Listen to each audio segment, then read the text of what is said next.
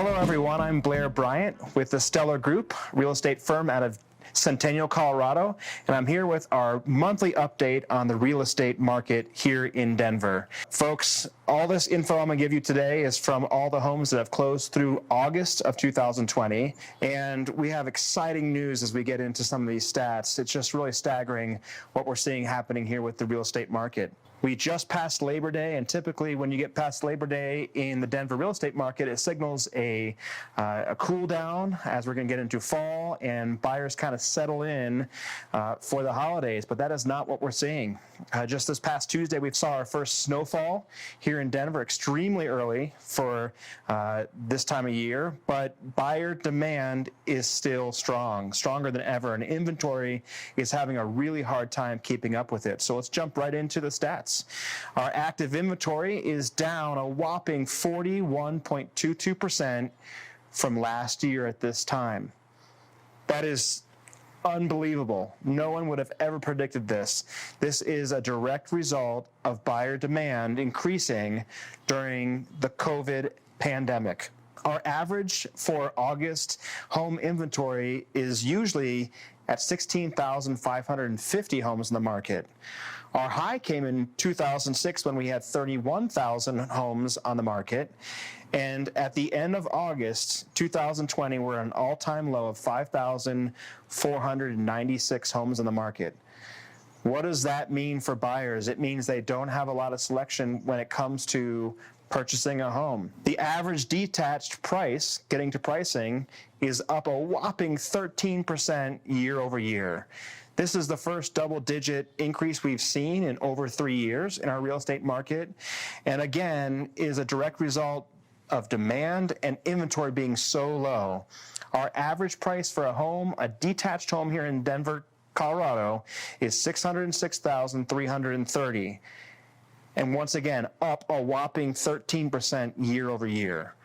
The days on market are down 23% year over year for just 23 days average on market.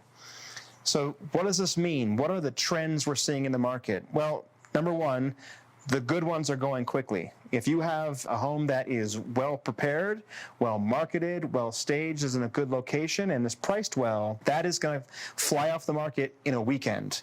Buyers are smart. Remember, buyers are going out there and they're having to compete against multiple buyers to win the home. But it doesn't mean they're willing to just pay whatever a house is listed for. So we talk a lot with our sellers about setting realistic expectations. We want a price within market. We want your home to stand out when it comes to staging and marketing. And we want to get that buyer to compete after your house. We want more than one buyer to compete after your house, because likely, if you have more than one buyer competing, you're going to find a higher price and a better overall transaction. So what happens if your home doesn't sell in that first weekend, or say 2 weekends? Well, number one, we talk about tempering expectations. Remember, buyers' tastes are very fickle, and they feel like they're already paying too much for a house. They feel like they're already under the gun to pay a premium on houses. So if they walk into a house that is somewhere between fully renovated and fully original, they're going to be looking at it with a very, very tight lens and trying to figure out, what do they want to pay for it? Are they going to want to put carpeting in? Are they going to want to repaint the house? Are they going to want to do a full kitchen renovation? These are things that are causing buyers to be hesitant to make an offer. This is another trend we're seeing. Buyers are hesitant to make an under asking price offer in that first weekend or two. When they see a home, they expect to pay full price or above full price on that listing, and they're almost not accustomed to making an under asking price offer. It's why pricing is so important. So I talk to my sellers. If you make it past that first 2 weekends, and we've seen more than 10 showings come through the house, it's indicating that the house is overpriced. It may be nominal. It may be by 1 or 2%, but it's very important to react quickly to this market, because if your house has been on the market for over a month in Denver, Colorado, in most cases, that's going to point to a house that buyers are going to look at and go, what's wrong? Why is it not selling? And again, this is another trend we're seeing. Not all houses in every single neighborhood are flying off the market. Denver's price point of $600,000 is that average price point. If you're in a 55 plus community, if you're in a condo, if you're in a townhome, these are communities that have smaller buyer populations. So your house may not move as quickly. Your expectation may be tempered. But remember, as always, there are normal expectations for every neighborhood and every price point, and it's important to be on top of that. So what's coming ahead? What can we look forward to in the next month to 2 months, and as we close out 2020?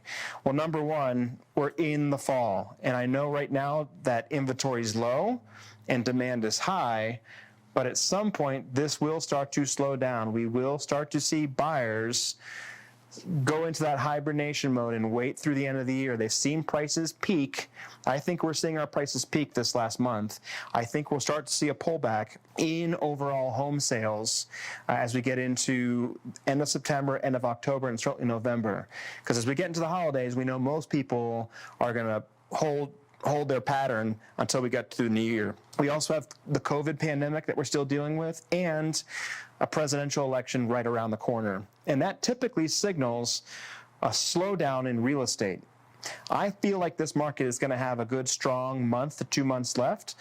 But if I'm selling my house and I'm trying to sell it this year, I want to be really vigilant that that happens in September or October. Remember, what we're seeing during the pandemic, what has fueled this absolute real estate run is the at-home working and at-home schooling. That the importance of a house is even more amplified.